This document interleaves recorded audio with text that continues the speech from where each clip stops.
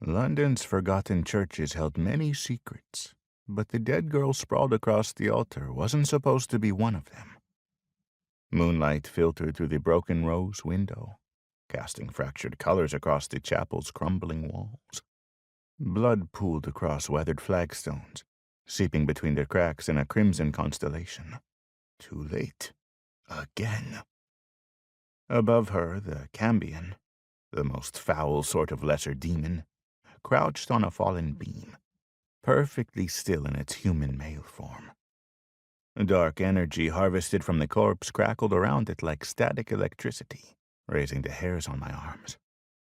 The demon's presence made a mockery of what little sanctity remained, though after 5 centuries, I'd seen enough to know how hollow that had always been. "You're too late, vampire," the vile thing hissed.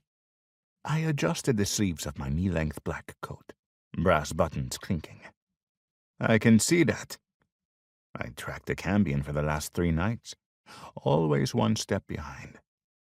Another dead human because I hadn't been fast enough. The familiar weight of failure pressed against my chest. I smoothed down my fitted trousers, brushing away debris from the decrepit pews I'd vaulted over in my pursuit. The Cambion shrieked, an almighty, ear-deafening sound that shattered what remained of the stained glass, sending a kaleidoscope of colored shards raining down around us. Honestly, it was a miracle my coat had survived over 50 years of this abuse. The beast launched itself from the beam, and I sidestepped, my movements precise despite the glass crunching beneath my shoes. "Magpie!" I snapped into my comms earpiece as I ducked under claws that would have taken my head off. "Location of the others!" A burst of anxious typing filled my ear.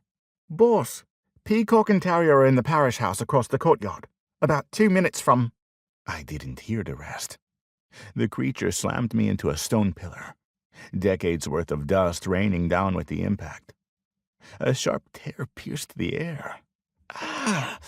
There went my waistcoat. I lunged forward, my hand closing around its throat. In one fluid motion, I hooked my foot behind its leg and spun us both, slamming the Cambion against the pillar. Stone cracked. The impact would have crushed human bones, but the creature merely wheezed out a laugh.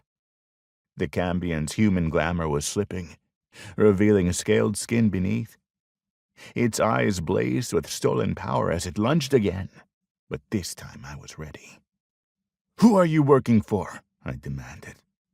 Blood from my split lip trickled down my chin, the copper taste filling my mouth.